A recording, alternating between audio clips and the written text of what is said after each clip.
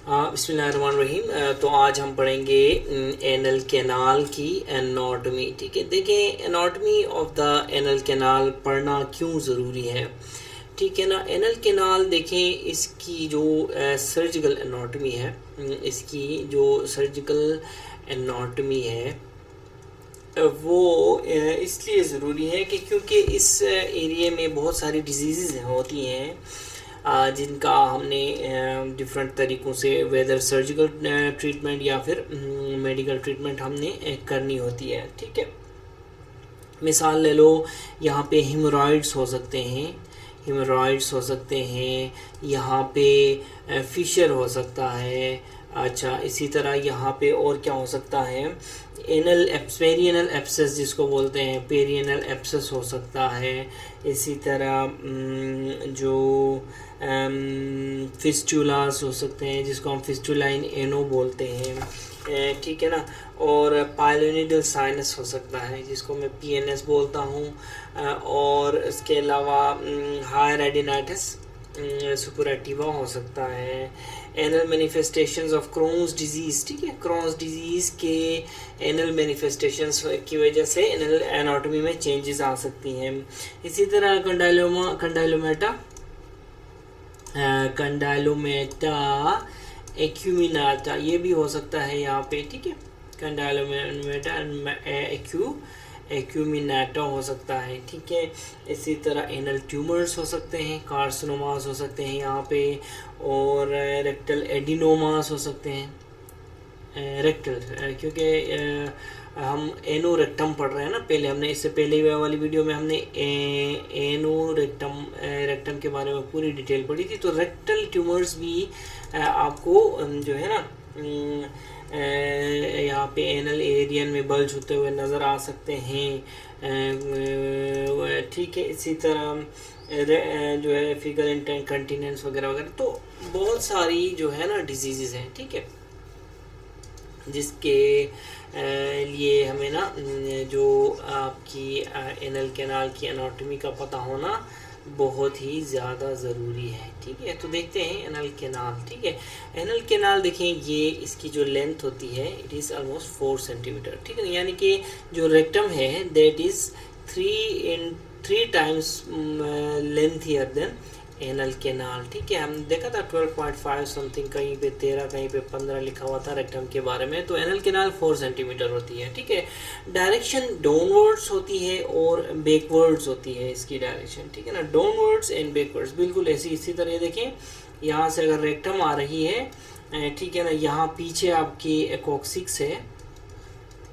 ठीक है, तो डाउनवर्ड्स और बैकवर्ड्स ये ऐसे एनल कैनाल यहाँ से यहाँ तक, ये रेक्टम है, ये एनल कैनाल है। ठीक है, तो यहाँ पे इसका ना वो होता है जो है जो प्यूबर रेक्टेलिस होता है। ठीक है, ये एंगल बनाता है। ठीक है, इसको बोलते हैं क्या बोलते हैं, इस एंगल को एक खास एक एंगल होता है, एनोरेक्टल एंगल बोलते हैं इसको, एनोरेक्टल एंगल बोलते हैं। तो ये देखिए डाउनवर्ड्स नीचे की तरफ एंड बैकवर्ड्स इसकी डायरेक्शन है। ठीक है, ये मैं आपको बताना चाह रहा हूँ। ठीक है ना, तो जंक्शन है एनल कैनाल बिटवीन एंडोडर्म और एक्टोडर्म के बीच में। ठीक है ना, ये मैं आपको बताऊंगा कि ऐसा क्यों है। वो इसलिए कि जो एनल कैनाल है ना, इस ऊपर इसमें एक पेक्टिनेट लाइन होती है। ये जो पेक्टिनेट लाइन है ये इमेजिनरी लाइन है, पेक्टिनेट लाइन। ठीक है, पेक्टिनेट लाइन जो है ये देखें यहाँ पे आपको नज़र आ रही है।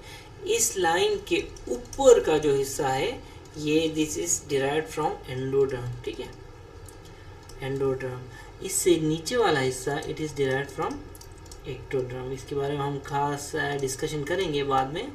तो एनल कैनाल कहने का मकसद ये है कि it's a junction between endoderm and ectoderm. ठीक है, अब एनल कैनाल के दो हाफ्स हैं, upper half and lower half. Dentate line से या फिर पेक्टिनेट लाइन से, dentate line is also known as pectinate line. ठीक है, इस लाइन के ऊपर अपर हाफ, इस लाइन से नीचे लोअर हाफ होगा इसका। ठीक है ना, लोअर हाफ होगा, सही है।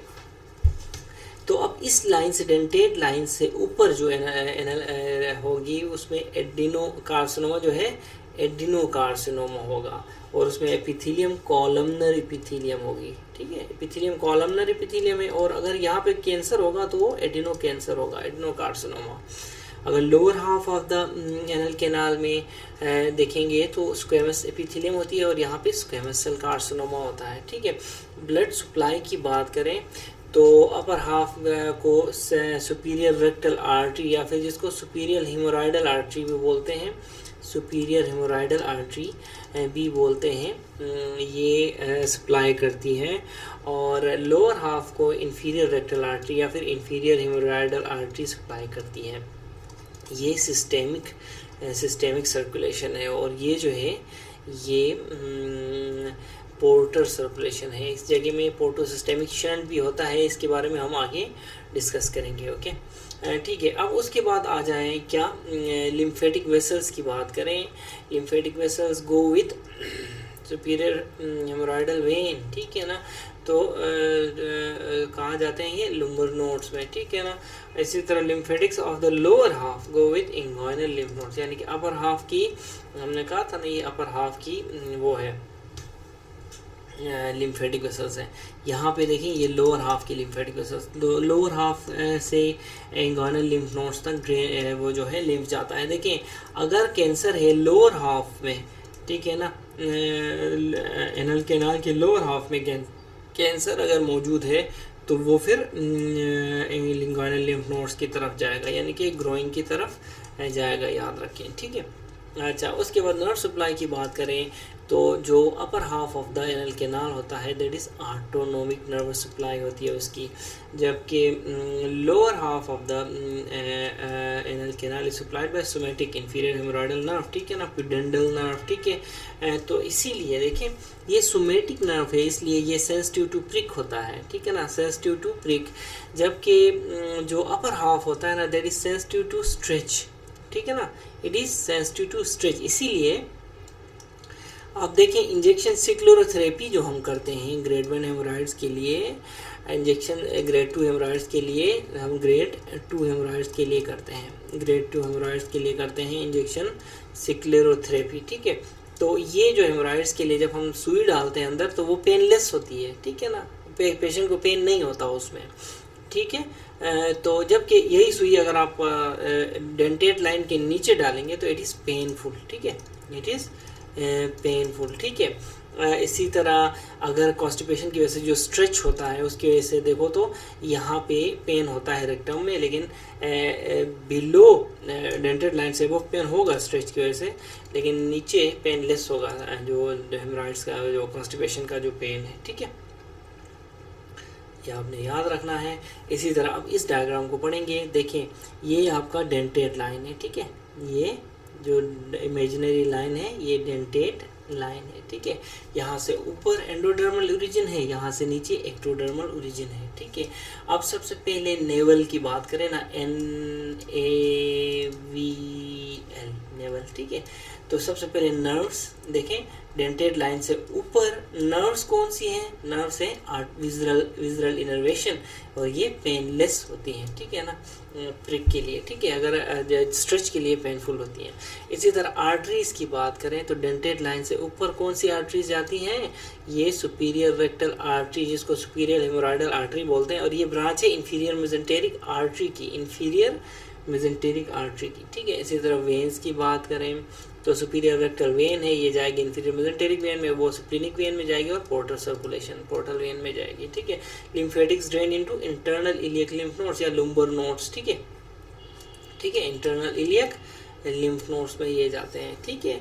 अच्छा, डेंटेड लाइन से नीचे की बात करें तो नर्व्स क्या है, इसमें भी नेवल है, NAVL, ठीक है। नर्व्स कौन सी होंगी यहाँ पे, सोमेटिक इनर्वेशन है, पुडेंडल नर्व, ठीक है, कौन सी है, S2 3 and 4, ठीक है, ये पुडेंडल नर्व है। इसी तरह आर्टरी कौन सी है below the dentate line, inferior rectal artery है, that is a branch of inferior pudendal artery, ठीक है ना, और इंफीरियर पुडेंडल आर्टरी फिर इंटरनल इलियक आर्टरी की ब्रांच है।